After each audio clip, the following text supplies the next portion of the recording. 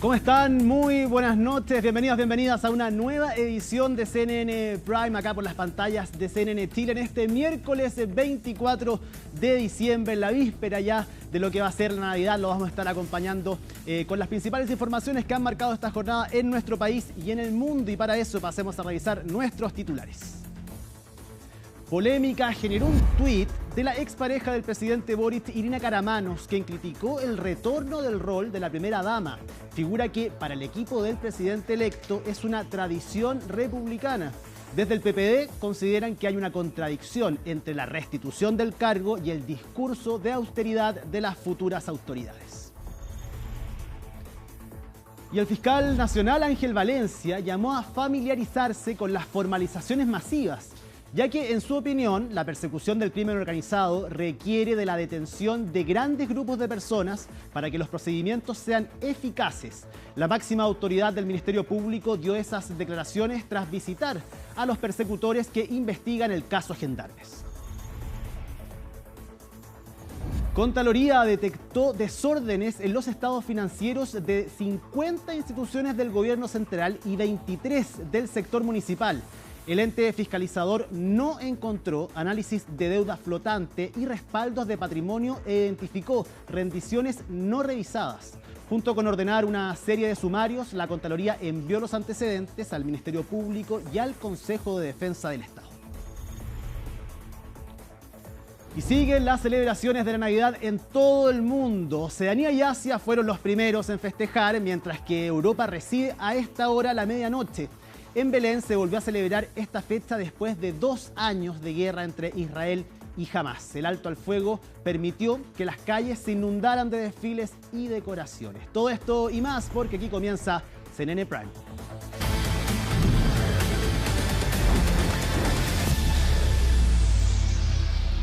Y vamos a comenzar contándoles noticias judiciales, porque en prisión preventiva quedaron 7 imputados formalizados por emisión de licencias médicas falsas con perjuicio a FONASA de casi 21.000 millones de pesos.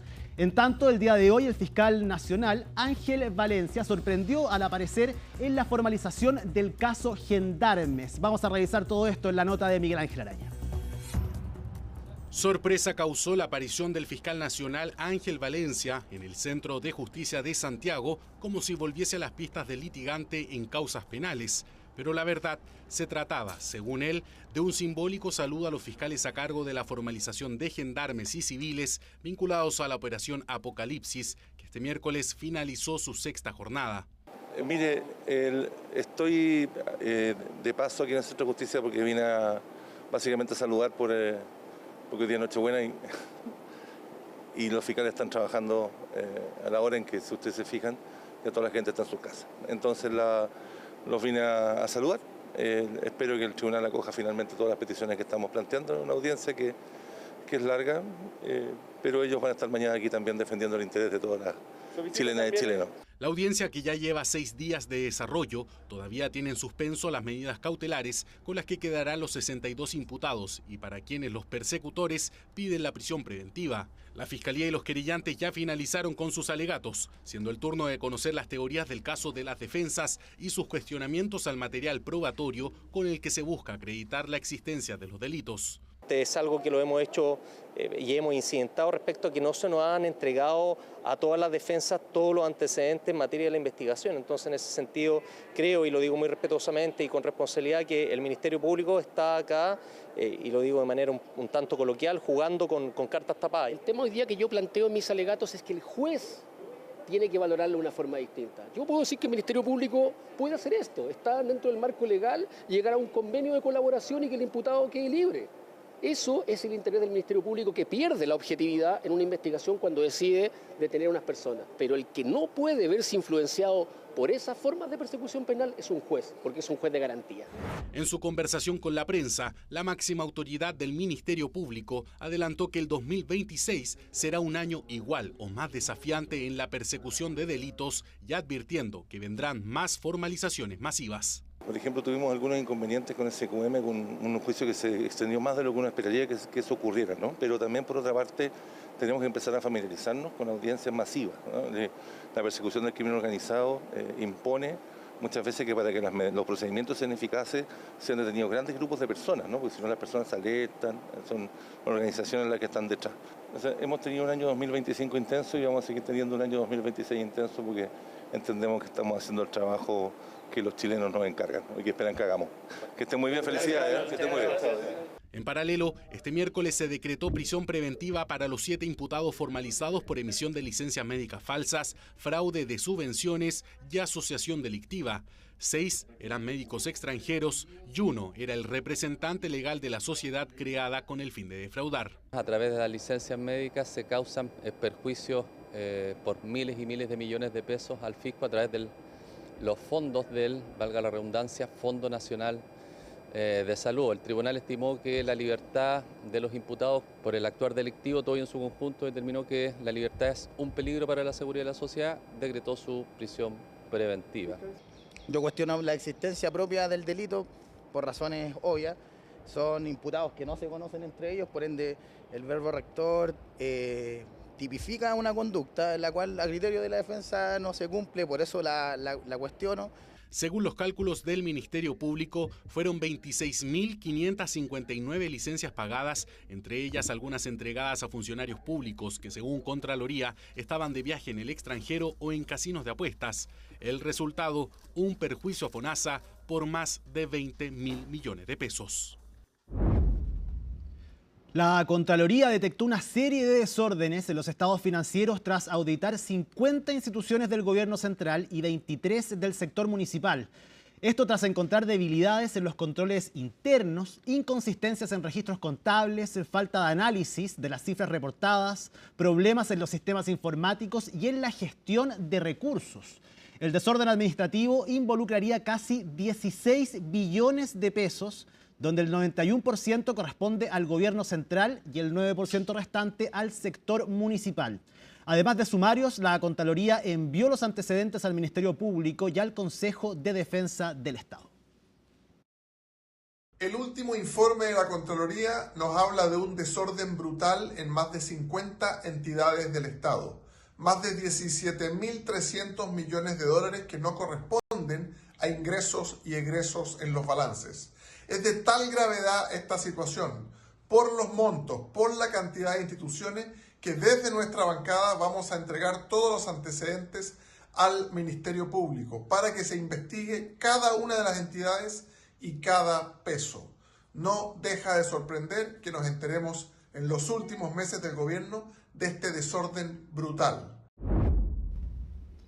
Y un rechazo transversal generaron las declaraciones de Irina Karamanos, expareja del presidente de la República, Gabriel Boric, quien reapareció con cuestionamientos al rol de la primera dama que pretende reinstalar María Pía Adriasola.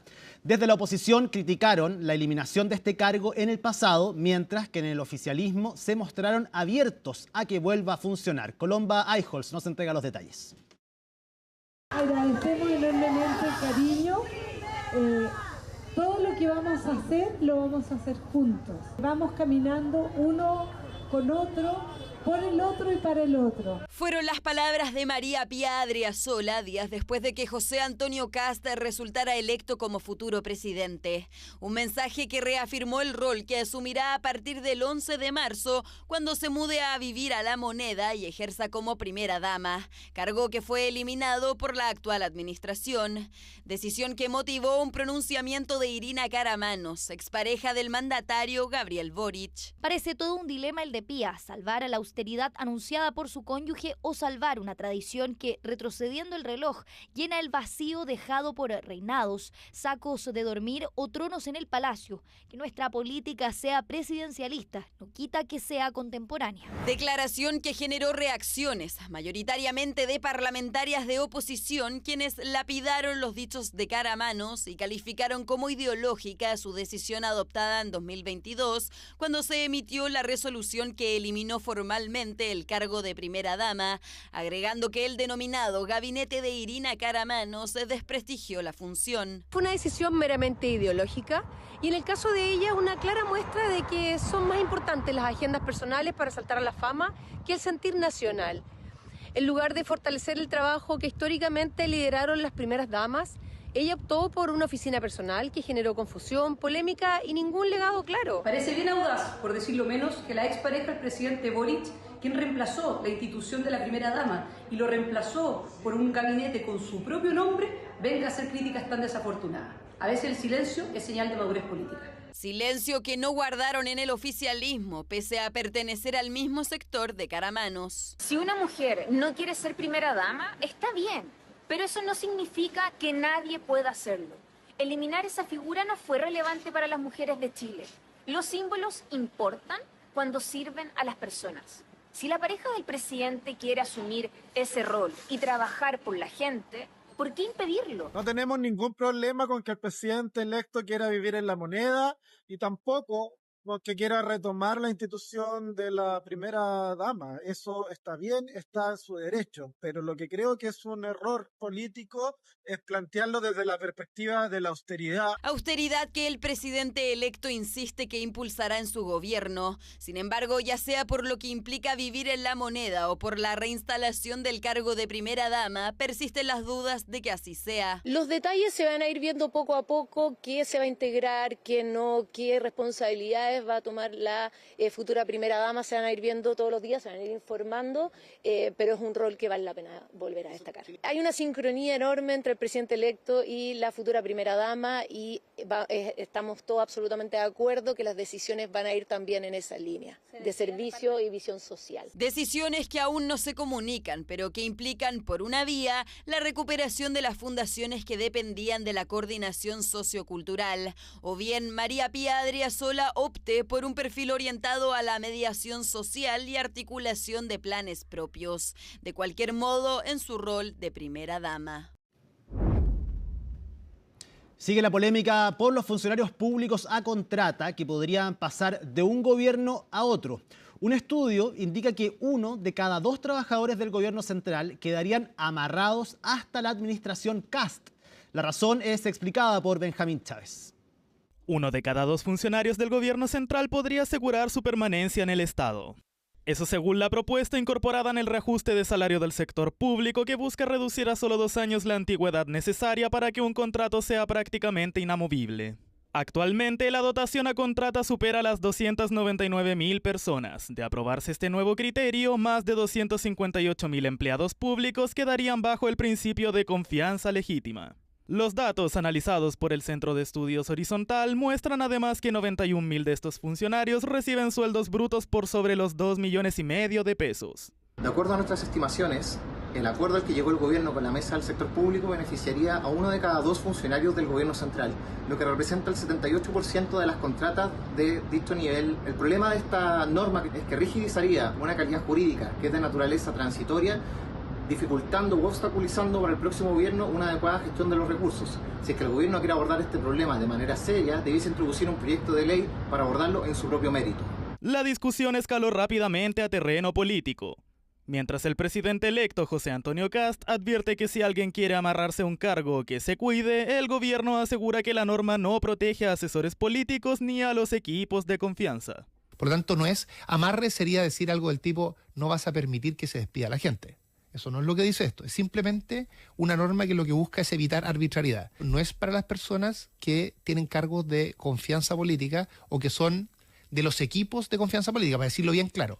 Las personas que están en los gabinetes, que entraron a los ministerios con sus méritos, es gente normalmente que tiene una trayectoria destacada, en fin, pero que están allí por razones de afinidad política. Esas personas tienen que salir junto con los ministros y las ministras y los subsecretarios y las subsecretarias, y eso debe ocurrir así. Es importante hacer esta distinción porque es una distinción que siempre han pedido los funcionarios de carrera. Sin embargo, desde la oposición califican la medida como un hecho sin precedentes en las últimas 5 administraciones. Acusan que, a solo meses de dejar el poder, el actual gobierno está intentando legislar para sí mismo. Están dejando restringido el futuro gobierno para instalar sus funcionarios y llevar a cabo su programa de gobierno. Y lo grave de esto es que están legislando para ellos mismos. Las leyes son para el país, para normalizar, para regular el empleo público en este caso, pero no pueden ser leyes para ti mismo, para tus amigos, para tus asesores, porque no hay ningún pudor en lo que están haciendo. Una lectura que descartan en el oficialismo, pues aseguran que la propuesta solo busca fijar directrices ante la negativa de la Contraloría de intervenir en estos conflictos, dejando la decisión final en manos de la justicia.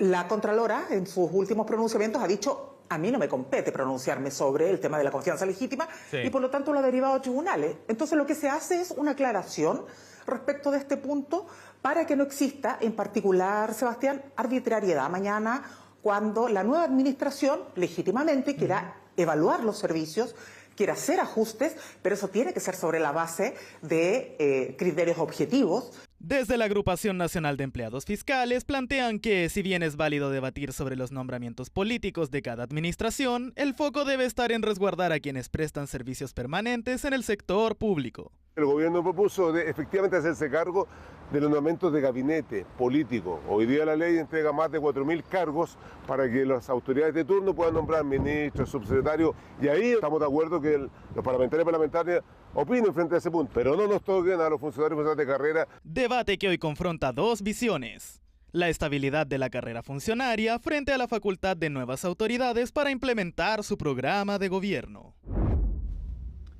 Un mes tendrá el gobierno del presidente Gabriel Boric para intentar acelerar la tramitación de proyectos que siguen en discusión en el Congreso. El nuevo financiamiento para la educación superior, el Sistema Nacional de Cuidados y la reforma a la Ley de Inteligencia son solo algunas de las iniciativas que tiene pendiente el Ejecutivo antes de finalizar su mandato. ¿Podrán avanzar en su tramitación? En su informe, Francisca Cárdenas nos cuenta más. Queremos hacer cambios que sean estructurales. Un proyecto de ley que pone fin al crédito con aval del Estado. Pondré urgencia e impulsaremos el proyecto de ley de eutanasia. Eutanasia, abortos incausales y también terminar con el crédito con aval del Estado, entre otras promesas que incluso eran parte de la campaña del presidente Gabriel Boric, algunas más emblemáticas que otras y que ahora corren el riesgo de no lograr ser despachadas a ley antes de que inicie la nueva administración. A este gobierno le quedan 88 días y esperemos que en estos 88 días prioricen proyectos que hablen de las urgencias de nuestro país, que es seguridad y economía, y que dejen de lado proyectos que solamente le hablan a su barra brava. Los proyectos de eutanasia y aborto no avanzan en el Congreso por una sola razón muy simple. Hay sectores que se llenan la boca con la libertad, pero cuando esa libertad toca el cuerpo o la vida de las personas, votan en contra o derechamente frenan el debate. Solo queda un mes de trabajo en el Congreso para acelerar la tramitación no solo de los proyectos más simbólicos, sino que también de varias iniciativas que llevan meses estancadas. Pese a eso, en el Ejecutivo se muestran optimistas y destacan lo que hasta ahora sí se ha logrado: las reformas previsional y la ley antiterrorista, la creación del nuevo Ministerio de Seguridad, entre otros. El copago cero, la reducción de la jornada laboral a las 40 horas. Ahora se la trata de apropiar sectores de la derecha, impresionante.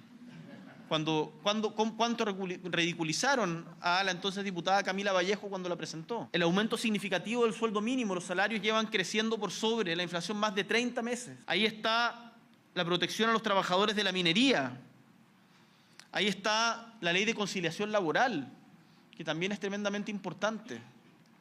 Prontamente vamos a presentar para su discusión la ley de negociación ramal. El foco del debate estos últimos días se concentró en una iniciativa que se revisará en enero, el reajuste al sector público acordado por el gobierno con parte de las agrupaciones de trabajadores, y el polémico artículo 14, el cual a juicio de la oposición constituiría una maniobra para amarrar a funcionarios a contrata. Tenemos la que se va a hablar ahora de reajuste público, donde se está tratando de meter este amarre.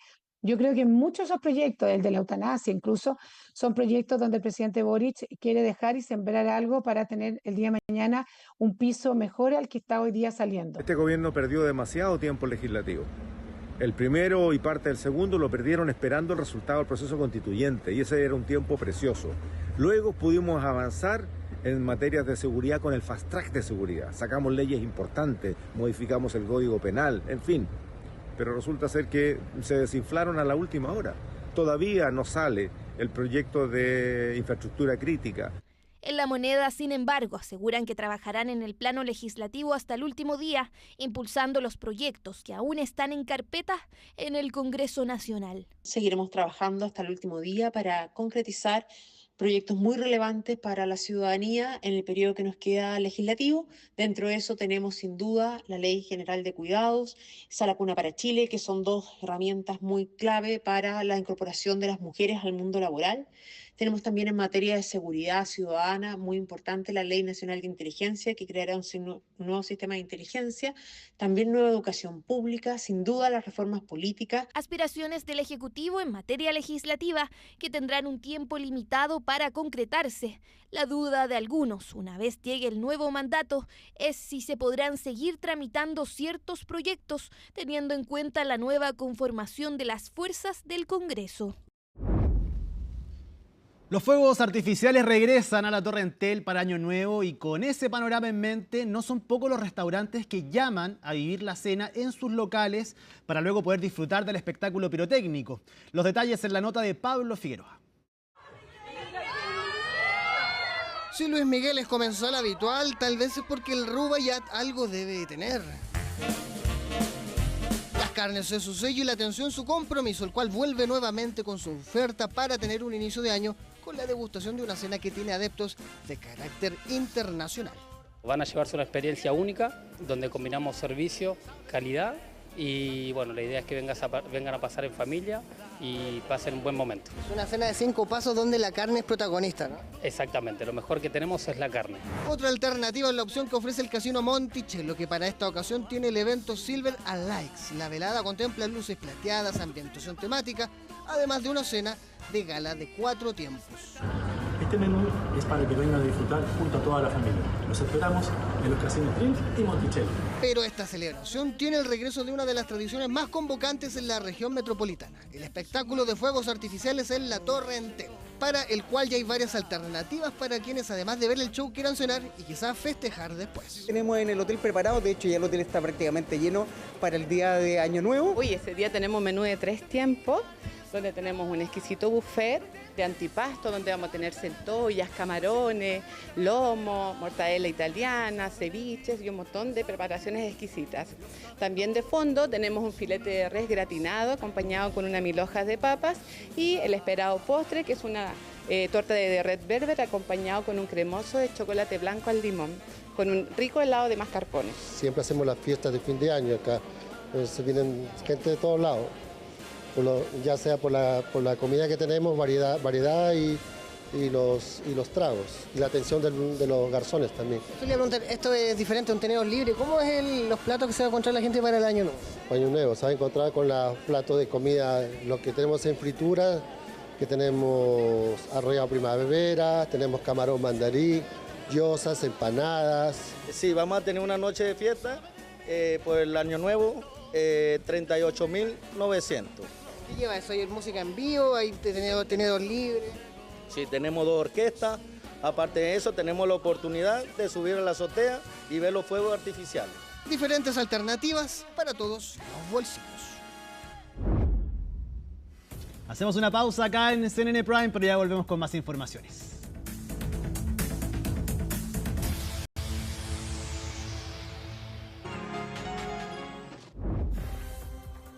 Muy buenas noches, comenzamos la revisión de las noticias internacionales este 24 de diciembre y vamos a partir en Honduras porque hace un par de horas finalmente el país declaró a su nuevo presidente. Se trata de Nasri Asfura, presidente electo de Honduras, el candidato del Partido Nacional y también quien recibió el apoyo de Donald Trump. Finalmente ganó las elecciones presidenciales en este país, las que se realizaron el 30 de noviembre pasado. Sin embargo, por problemas en el conteo y fallos en el sistema, entonces recién hoy, 24 de diciembre, pueden dar como ganador a Nasri Asfura, quien finalmente entonces fue electo con 1.479.000 votos, es decir, 40,27% entonces de los escrutinios, y en segundo lugar queda Nasri Asfura del Partido Liberal, quien finalmente entonces obtiene solo un 39,53% de los votos. Hay 27.000 votos que separan entonces al presidente electo y al candidato entonces que llegó en segundo lugar, mientras que Rixi Moncada, quien era la candidata del oficialismo, queda en tercer lugar lugar con 706.000 votos. Finalmente, entonces, Narria Fura es declarado presidente electo y es el 6º presidente del Partido Nacional, entonces, desde que se restableció la democracia en Honduras en 1981. No hay que olvidar que durante este conteo de votos, tanto Salvador Nasralla como el oficialismo acusaron un fraude electoral por el retraso del conteo de votos. Finalmente, entonces, el Consejo Nacional Electoral declara a Narria Fura, candidato del Partido Nacional y también de derecha, entonces, como presidente electo de este país.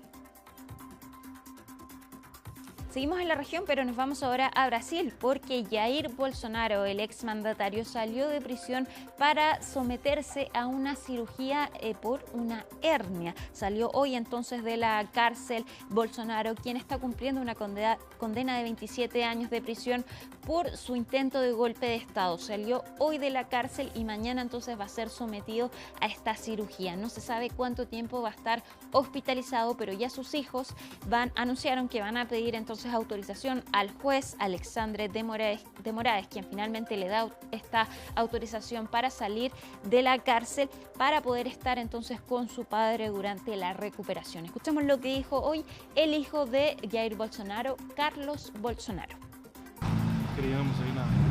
Esperamos contar con la buena voluntad del señor Alexandre de Moraes para que los hijos puedan permanecer al lado de su padre sin tener que presentar constantemente una orden judicial. Esto sucedió con Lula en el pasado, así que no hay razón para que nos suceda lo mismo con mi padre en este momento. Solo queremos igualdad de derechos, ya que quejarse del encarcelamiento es inútil. Seguimos ahora en Ucrania, donde el presidente Volodymyr Zelensky entregó un mensaje de Navidad a la ciudadanía durante estas últimas horas. Pero previa a esto, en una reunión con periodistas, Zelensky confirmó que hay una nueva versión de esta propuesta de paz que fue negociada con Estados Unidos para ser presentada a Rusia. Se trataría entonces de 20 puntos, la versión original eran 28, y en esta propuesta que sale entonces ahora de Ucrania, Volodymyr Zelensky se abrió a la posibilidad de ceder territorios, hacer concesiones entonces para lograr la paz en este país, y habló de retirar a sus militares de las zonas de la región de Donetsk que actualmente no están ocupadas por Rusia. Sería una concesión importante entonces para Ucrania y así poder finalizar esta guerra que ya va a cumplir 4 años entonces desde que Rusia invadió Ucrania. Sin embargo, hay que decir también que estas negociaciones ya llevan semanas y hasta ahora no hay ningún atisbo de que se pueda lograr un acuerdo de paz entre Rusia y Ucrania. Escuchemos lo que dijo hoy Volodymyr Zelensky a la ciudadanía entonces en este mensaje de Navidad, donde también habló de los últimos ataques de Rusia a su país. En vísperas de Navidad, los rusos volvieron a demostrar quiénes son. Bombardeos masivos, cientos de drones, misiles balísticos, se usó de todo. Así atacan los impíos. Así hacen quienes no tienen absolutamente nada en común con el cristianismo ni con nada humano. Pero resistimos, nos apoyamos mutuamente. Y hoy rezamos para que todos los que están en el frente regresen con vida, para que todos los cautivos regresen a casa. Y no podemos olvidar que estamos en vísperas de la Navidad y en varios países alrededor del mundo ya celebraron la medianoche y celebraron entonces propiamente tal la Navidad. Un lugar importante fue Belén, la ciudad donde nació Jesús, que después de 2 años celebró la Navidad. Habían suspendido entonces esta fiesta después de la guerra entre Israel y Hamás, pero por este alto al fuego entonces pueden volver a celebrar con luces y decoraciones la Navidad. ¿Qué pasó en este lugar y en otras partes del mundo? Lo vemos en el informe de Maximiliano Araya. Llegó Navidad y el deseo de celebrar se pudo observar en distintos rincones del mundo. Entre luces, cánticos y decoraciones se sintió el espíritu navideño, uno que no se veía desde hace 2 años en Belén, la ciudad donde nació Jesús. Este 2025 se volvió a celebrar la Navidad en Cisjordania, tras ser suspendida por la guerra en Gaza. ¡Feliz Navidad a todos! Este año queremos una Navidad llena de luz, porque es lo que necesitamos. Tras 2 años de oscuridad necesitamos luz. Sabemos que los problemas persisten, pero necesitamos pasar página y mirar hacia adelante para abrir el horizonte de nuestro futuro.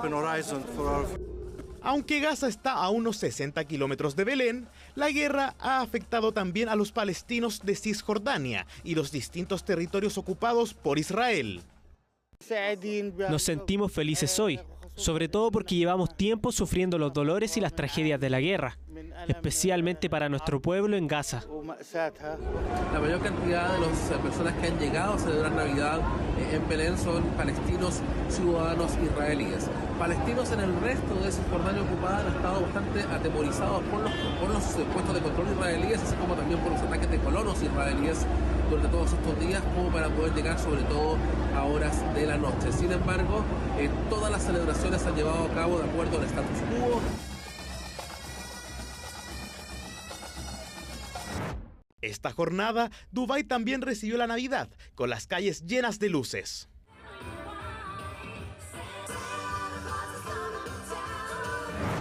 Al otro lado del Mediterráneo, en el continente europeo, cada país tiene sus tradiciones. Por ejemplo, en Alemania, los hinchas del equipo de fútbol Unión Berlín prolongaron este martes una vieja tradición de 23 años y se reunieron en su estadio para cantar villancicos.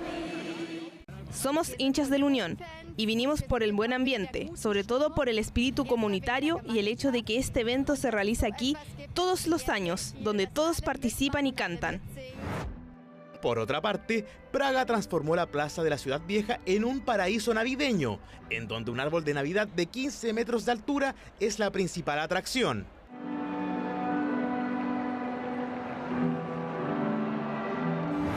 En Italia, tanto en Roma como en Venecia, los viejitos pascueros se tomaron las calles y los canales.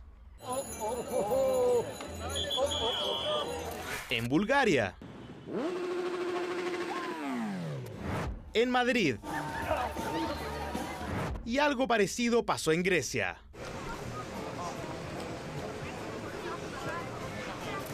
En Tokio, incluso el viejito pascuero estuvo bajo el agua. Así el viejito sigue su camino hacia nuestro continente, mientras la Navidad se celebra alrededor del mundo. Y terminamos entonces con el recomendado de Conexión Global, que por supuesto tiene que ser entonces respecto de la Navidad. Y nuestro equipo llegó al consenso que una de las mejores películas de Navidad es sin duda Mi Pobre Angelito, que fue estrenada en 1990. Está disponible en el streaming en Disney Plus, pero ojo que también la televisión abierta la está emitiendo. Por favor, ahí busquen entonces dónde está actualmente emitiéndose Mi Pobre Angelito 1 y 2. Y mi segunda recomendación es Conexión Global Prime, porque si bien es 24 de diciembre, no descansamos y hoy tenemos un capítulo especial respecto de lo que ha pasado este 2025 en América Latina, uno de nuestros primeros capítulos entonces de resumen de este año. Hoy a las 10 de la noche entonces Conexión Global Prime. Yo me despido, nos vamos a la pausa, pero sigue Ivo Goich con más CNN Prime. Que estén muy bien, muy buenas noches y feliz Navidad.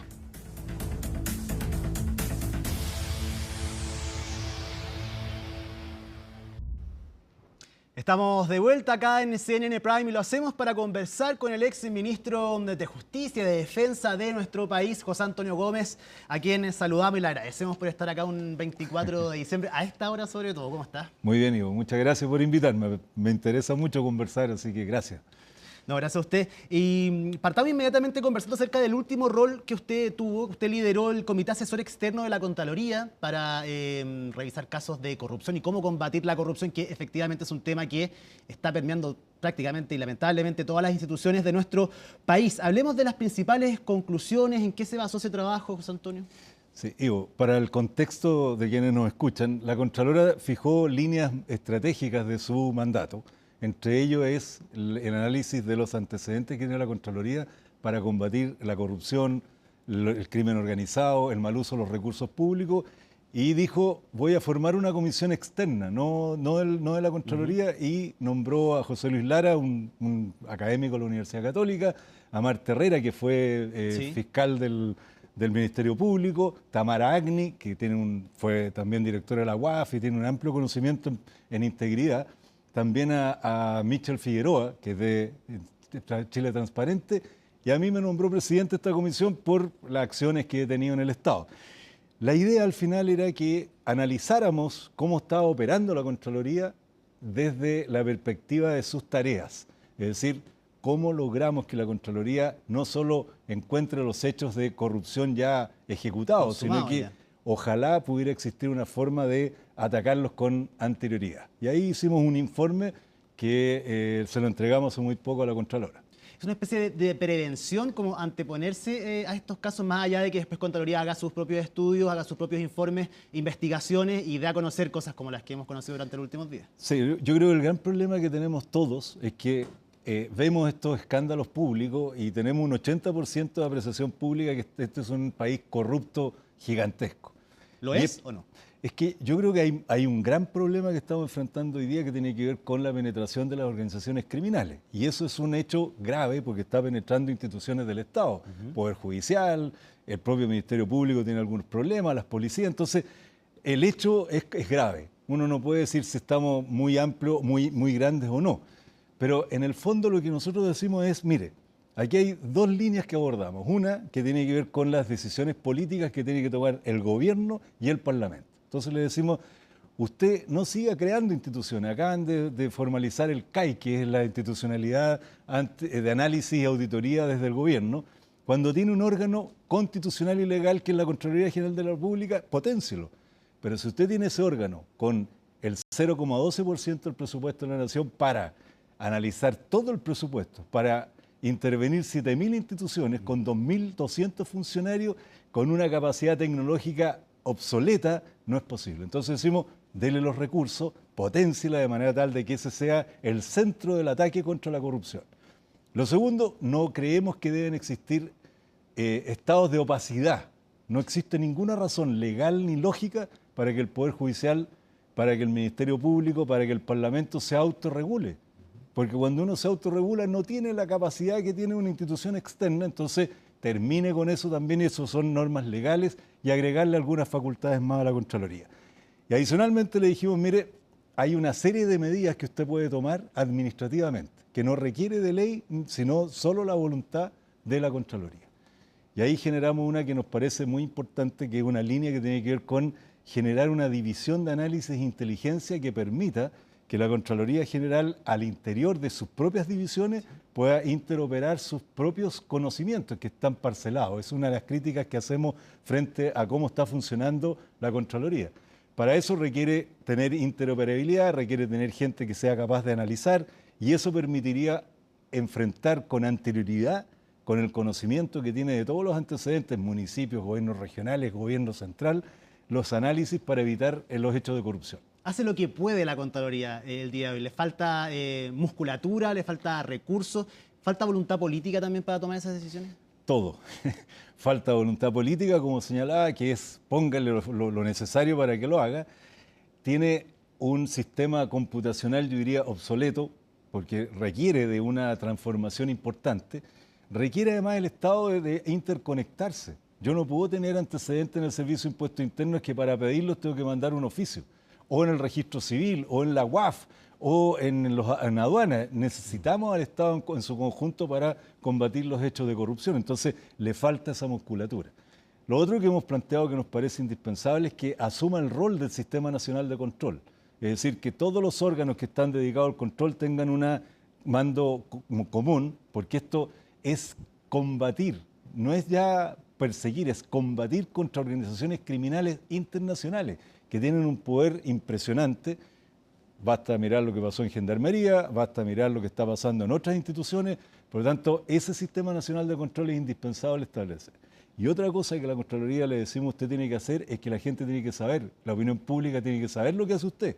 Si uno le pregunta, nadie sabe. Sí. La conocen ahora porque la Contralora ha sido eficaz en muchas cosas, pero si uno mantiene una relación directa con la población, tiene una cantidad de información, canales de denuncia, respuestas oportunas, fácil conocimiento de lo que la Contraloría hace desde el lenguaje. Ahí hay una área que es bien interesante, que es el Estado abierto, que permite que la gente entienda lo que uno como institución realiza. Entonces, Ese camino también es necesario para que la Contraloría abra sus puertas y sea conocida. Y en materia educacional decimos, mire, usted tiene todas las capacidades para formar convenios con universidades, con institutos. ¿Para qué? Para generar un gran espacio de integridad pública que parta desde la base, desde los colegios. Las instituciones no son corruptas, son las personas, por lo tanto hay que crear esta necesidad de educación. Así que hay una serie de medidas que yo creo que la Contraloría puede tomar, que algún recurso requieren, pero lo puede hacer directamente sin necesidad de participación de otras instituciones por ahora. Pareciera que hasta el día de hoy, y como usted dice, a través del trabajo que se ha realizado durante el último tiempo, no quiero decir que antes no se hacía el trabajo de Contraloría, pero ha tenido mayor notoriedad también este tiempo, han existido mayores casos, se ha investigado quizás aristas que antes no se hacían. Pareciera ser que hay miedo de la Contraloría. En ese sentido, quizás las instituciones a nivel político podría influir en apoyar o no un cambio de esta envergadura. Yo creo que sí. En vez de respeto, quizás le tienen miedo a la Contraloría. ¿Está bien o no? Sí, yo digo, si uno es derecho para decir las cosas, ¿sí? Yo creo que el mundo político nunca ha tomado la decisión de tomar a la Contraloría, darle la musculatura necesaria, porque es el autocontrolador. Sí. Por lo tanto, llega el minuto en que si queremos evitar que Chile pase a una etapa de análisis internacional de un Estado corrupto, necesitamos tomar esas medidas. Eso es indispensable y por eso es que es necesario que el gobierno que viene tome esta decisión y que de verdad le dé la fuerza necesaria, porque la Contralora ha hecho algo muy importante, que es en definitiva cruzar información de las licencias médicas con las salidas del país, generar que 25.000 funcionarios que estaban con licencia médica salieron de Chile, acaba de informar otras cosas, es una situación que podría ser eficaz, mucho más rápida y mucho más eficiente si tuviera esta interoperabilidad de los diversos sistemas. No hay país que tenga más información que nosotros. El registro civil está todo, en el servicio de impuestos internos, en aduanas, en los conservadores de raíces. En fin, hay una serie de información, pero todo es parcelado. Lo mismo que en materia de inteligencia. Las inteligencias en Chile trabajan en privado. Se ocultan la información, no se entregan, no se comparten bases de datos. Esta cosa no necesita ley, lo que estoy diciendo yo. Necesita voluntad política, decisión. Y el único que tiene el poder para eso es el presidente de la República. Él es el que lo puede hacer. José Antonio, pasemos a otro tema también, aprovechando que está acá. Usted fue ministro de Justicia. Le quería preguntar, a su juicio, ¿qué tan profunda es la crisis en el Poder Judicial hoy en día? Yo creo que es una crisis muy dura, muy fuerte. Hay ya 3 o 4 ministros de la Corte Suprema que han sido acusados constitucionalmente, han salido del Poder Judicial. Probablemente van a aparecer más situaciones y creo que esa es una crisis tremenda desde el punto de vista de la institucionalidad y de la opinión pública. Yo creo que no hay lugar donde uno quiera llegar con igualdad de condiciones a resolver problemas, y cuando existen estas denuncias, caso Hermosilla, lo que ha pasado últimamente, es gravísimo. Yo creo que en ese sentido la nueva presidenta de la Corte Suprema, yo creo que tiene la voluntad y la fuerza para lograr hacerlo, pero va a requerir de mucho apoyo del resto de los ministros de la Corte Suprema y de la opinión pública para poder de una vez por todas evitar lo que está pasando hoy día en una crisis tan importante que yo no había visto en muchos años. ¿Qué tan importante es una reforma para evitar estos denominados favores internos, quizás en el sistema de nombramientos también en el Poder Judicial? Yo creo que es importante, pero tengo una diferencia con lo que se ha hecho. ¿Ya? Cada vez que uno presenta un proyecto de ley es para que esa cosa demore y nada se hace. Yo creo que se pueden hacer modificaciones hoy día dentro de los nombramientos, porque le echan la culpa a la participación del mundo político. No hay hoy día manera más transparente que lo que existe hoy día, las redes sociales, los medios de comunicación, la información que existe. Entonces, yo haría algunas cosas como, por ejemplo, establecer normas de plazos para los nombramientos, de transparencia de los expedientes o lo que circule entre las distintas instituciones. En el propio Poder Judicial que exista transparencia total como se hacen las quinas o las ternas. Pero hay que hacerlo con rapidez. La demora que estamos enfrentando hoy día, que hace mucho tiempo se presentó el proyecto de ley, atenta contra esa mirada de la opinión pública respecto a la probidad del Estado.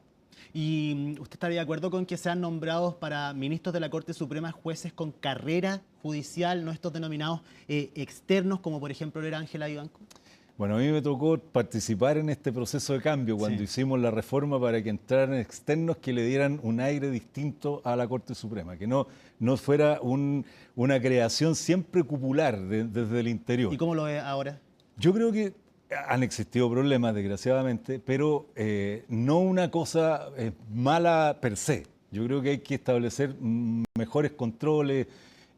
Las personas que ingresan también tendrán que pasar por otros niveles de análisis, pero yo creo que es bueno que exista una mirada también desde el exterior, porque cuando uno se autogenera, es lo que decía antes, si yo me autoevalúo, yo me autocontrolo, yo me autogenero, finalmente no tengo ninguna posibilidad de crítica. Entonces creo que es necesario mantener un sistema en que hayan terceros, pero con los controles necesarios.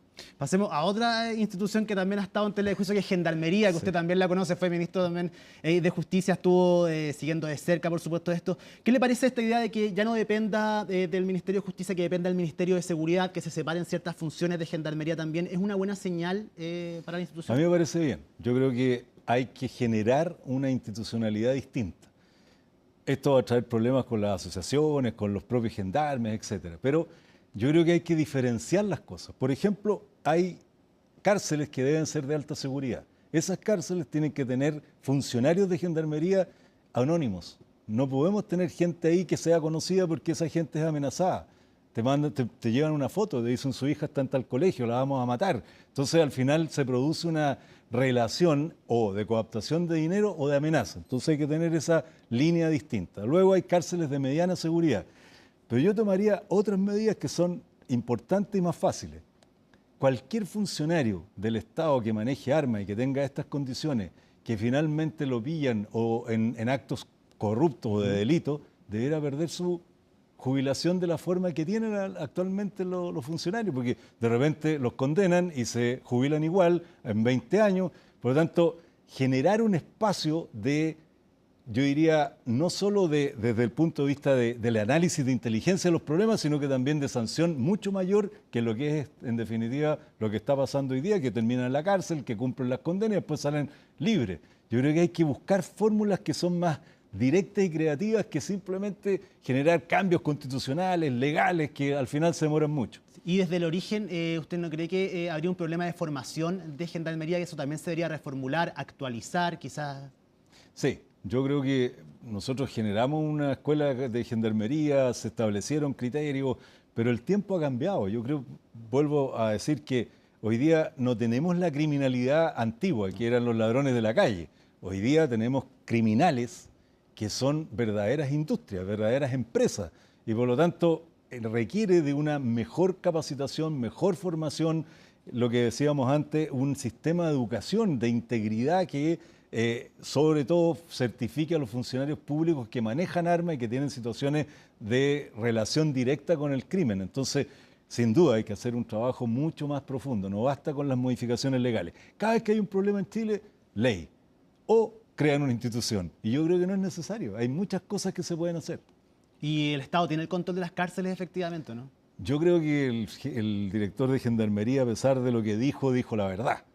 O sea, yo no puedo decir que controlo las cárceles, cuando solo puedo entrar a las cárceles. Si me están vendiendo cosas al interior, pasan armas, drogas, comida, mira, digo, es imposible que eso no se conociera.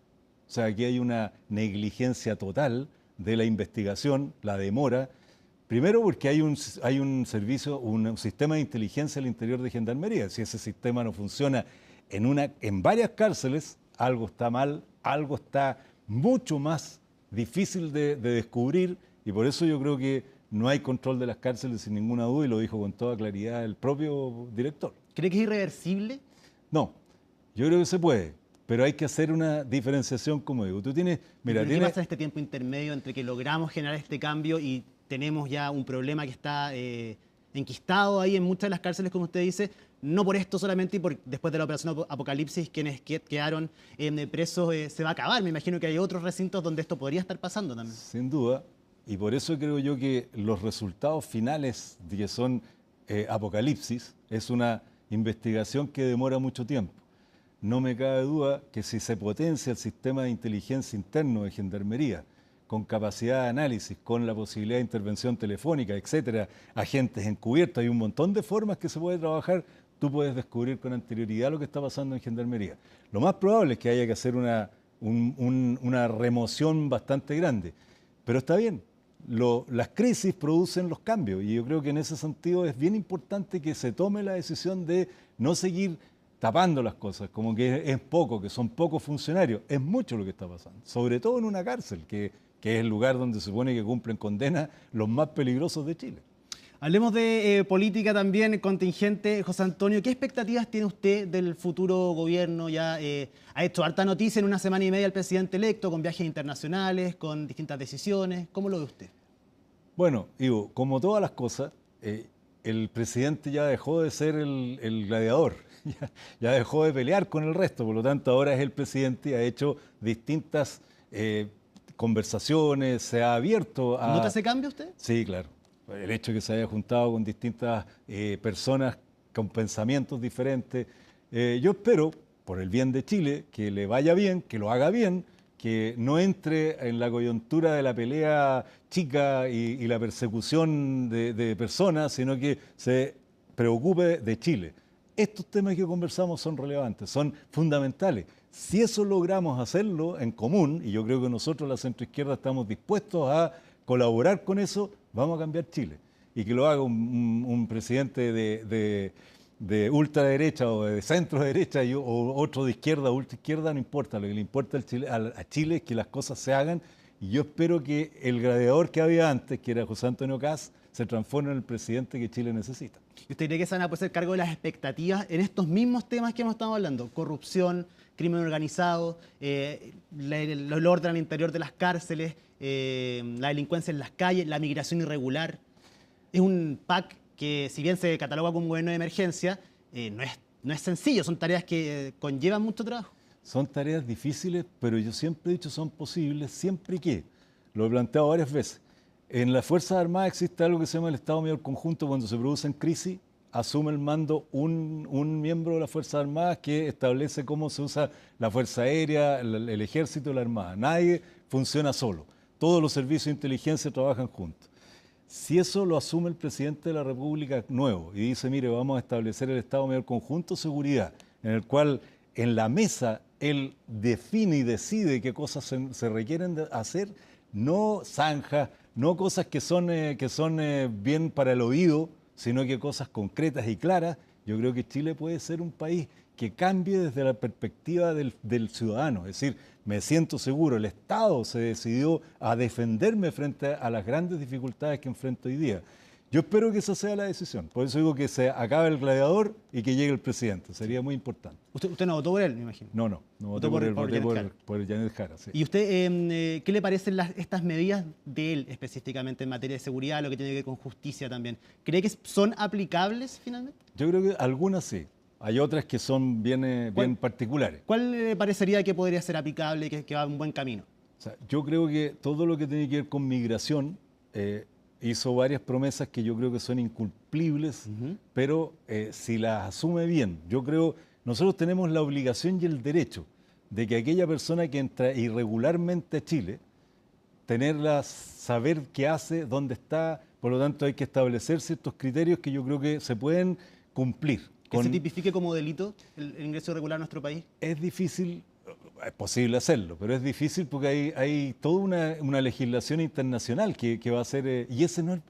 Digo, hablemos en serio, 345.000 irregulares. Si yo decreto, saco una ley, ¿dónde meto a esa gente? Si hoy día tengo 60.000 presos y tengo la cárcel colapsada, entonces no es lógico.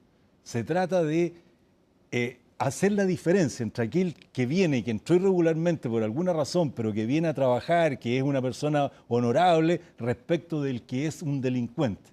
Esa diferencia hay que hacerla. No puede ser que todo el que ingresa porque hay gente que llega por razones humanitarias, por razones de persecución, por diversas cosas. Entonces, no es lógico enfrentarlo de esa manera. Yo creo que hay otras maneras. Y todo lo que tiene que ver con la reorganización de la forma de trabajo en materia de seguridad es vital. Los recursos del Estado están distribuidos de mala forma. Los municipios tienen recursos para eso, los gobiernos regionales, el gobierno central en distintas instancias Por eso el Estado Mayor Conjunto de Seguridad es el que debiera definir cómo gasto, qué gasto, cuáles son los fondos que necesitan los municipios. Se acaba de aplicar una ley o salió una ley nueva. Bueno, pero hay que darle recursos, hay que darle capacidades, capacitaciones, etcétera. Pero yo creo que es posible, pero requiere de liderazgo y mando. Y yo espero que este presidente nuevo lo tenga.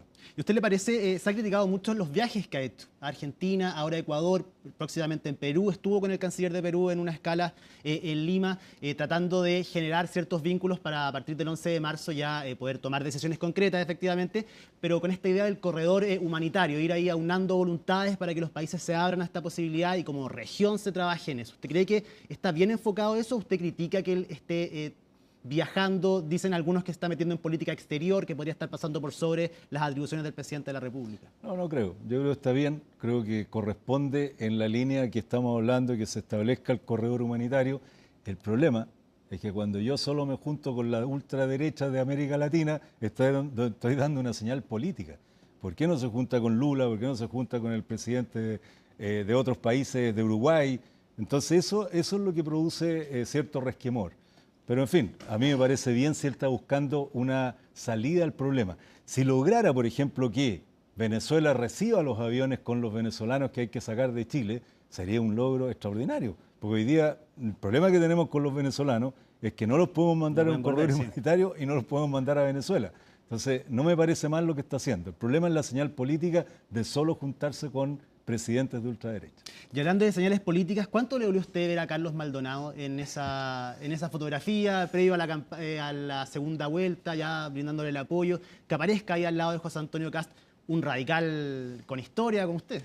Mira, hay varios radicales que estuvieron en esa línea, pero yo lo he dicho otras veces, al final uno toma decisiones personales. A mí, yo no lo habría hecho, pero uno toma decisiones personales y son políticas. Él decidió hace tiempo dejar el partido y apoyar en este caso a Evelyn Matei primero y después a José Antonio Kast.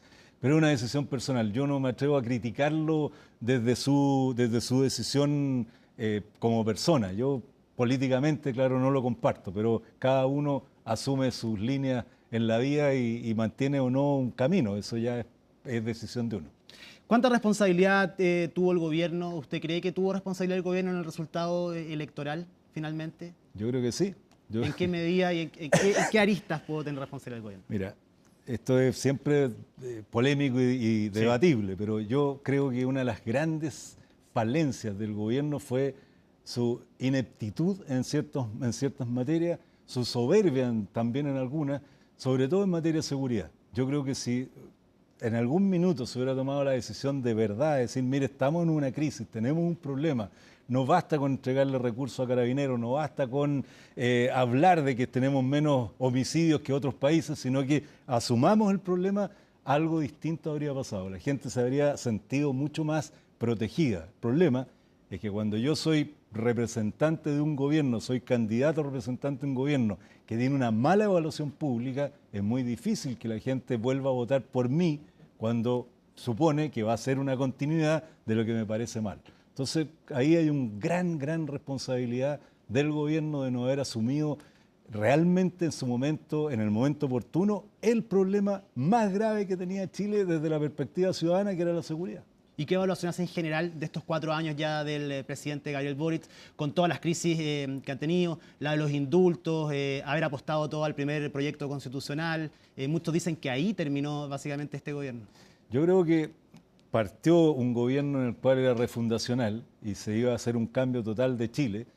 Después se perdió esa posibilidad, entró el socialismo democrático a dirigir, se ingresó al gobierno, se subsumió en esas propias medidas. Y yo creo que eso lleva finalmente a que todo lo que era una propuesta de cambio se fue definitivamente al tacho. Y eso la opinión pública no está mirando personas que navegan por el mundo o por los ríos. Lo que las personas ven es alguien que tenga decisión. Esa es una de las gracias que yo encuentro que tiene la derecha. La derecha no se pierde. Este es mi camino, voy para allá, le guste o no le guste al oído de la gente. En cambio, por acá las cosas subían, bajaban, cambiaban. Creo que ahí fue una gravísima decisión política y bueno, los resultados son los que están. ¿Quedan sometidos los partidos del socialismo democrático finalmente a este gobierno en un momento donde podrían haber generado algún quiebre, algún cambio? ¿Siguieron adelante con ello? Bueno, van a terminar como con estas dos coaliciones juntas que trataron de ser una, pero que nunca pudieron llevarse bien. Yo creo que el poder, el estar al lado del poder es tan fuerte que impide a veces tomar decisiones que son duras. Yo hubiera sido presidente del Partido Radical en este minuto, yo habría asumido la decisión de buscar un liderazgo distinto, salir de aquella estructura que estaba funcionando. Si uno ve las elecciones que compartimos, en todas al socialismo democrático le fue mal. Entonces, algo no estaba funcionando y creo que nadie asumió un liderazgo distinto. ¿Y en qué momento ustedes asumió ese liderazgo, ese quiebre? ¿En qué momento usted se ha marcado como acá hay que seguir un camino diferente?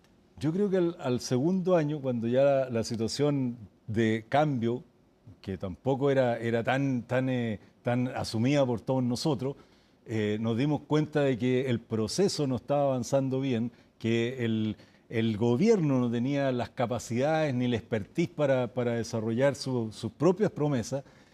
Nosotros deberíamos haber abierto un poco el camino hacia, estoy hablando de la centroizquierda, no solo de los radicales, sino que hacia un liderazgo público que mostrara un camino distinto.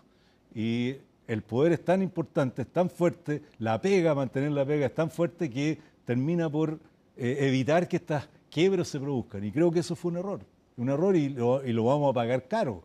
Nos va a costar retomar la confianza de la ciudadanía, pero en fin, es lo que se hizo, ahora hay que pensar en el futuro. ¿Y quién asume ese liderazgo ahora, a partir del 11 de marzo? ¿Qué caras, a quién ve usted como liderando esta coalición?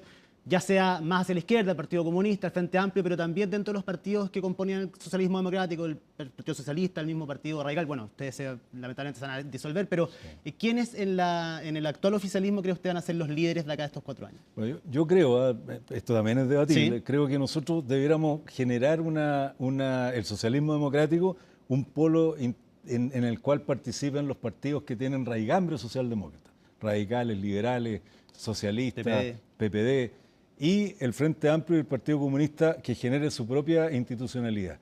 Podemos trabajar en conjunto sobre ciertas cosas, pero hay que asumir este liderazgo nuevo. Y hay gente hoy día, está Paulina Bodanovich, está en el PPD, hay gente que eventualmente podría aparecer como tal. Yo creo que el radicalismo se tiene que reagrupar, no como partido todavía, sino como un movimiento político. Los liberales tienen sus líderes también.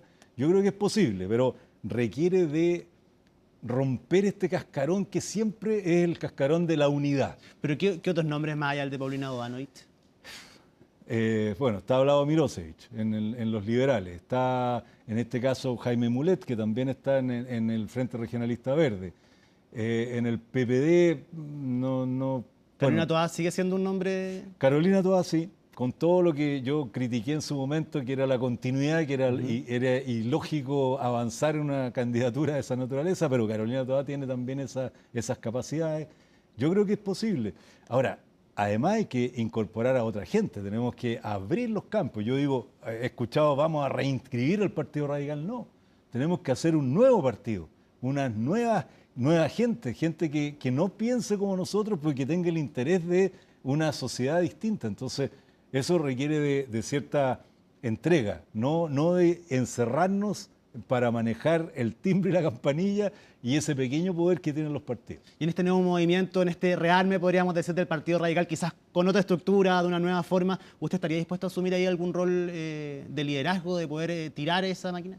Yo por supuesto, tengo interés en hacer algo porque en Chile exista un pensamiento socialdemócrata que presente ideas que sean entendibles por la comunidad, que haga una oposición decente, no tiene por qué ser una oposición obstructiva, que pueda dialogar con las próximas autoridades. Yo creo que ese es un camino que Chile necesita y para eso se requiere mucha conversación y también capacidad de diálogo, que es lo que a mí me preocupaba, como digo, el anterior gladiador, que era el actual presidente, pero espero que esa forma que tienen algunos de su sector no sea la que predomine, sino que predomine la capacidad de diálogo. Y en esa línea nosotros estamos por supuesto, interesados en participar. José Antonio Gómez, exministro de Justicia, de Defensa también de nuestro país, le agradezco haber conversado con nosotros esta jornada 24 de diciembre y que tenga, por supuesto, una muy feliz Navidad. Gracias, Ivo. Feliz Navidad a todos y a ti también. Estás trabajando, así que sea una buena noche con tu familia. Muchas gracias. Y nosotros llegamos al final de esta edición de CNN Prime, deseándoles, por supuesto, a todos quienes nos ven una feliz Navidad, que puedan celebrar en familia. Dejamos hasta acá esta edición de este día, miércoles 24 de diciembre. Así estuvo nuestro país y el mundo. Somos CNN Chile. Que tengan muy buenas noches y una muy feliz Navidad.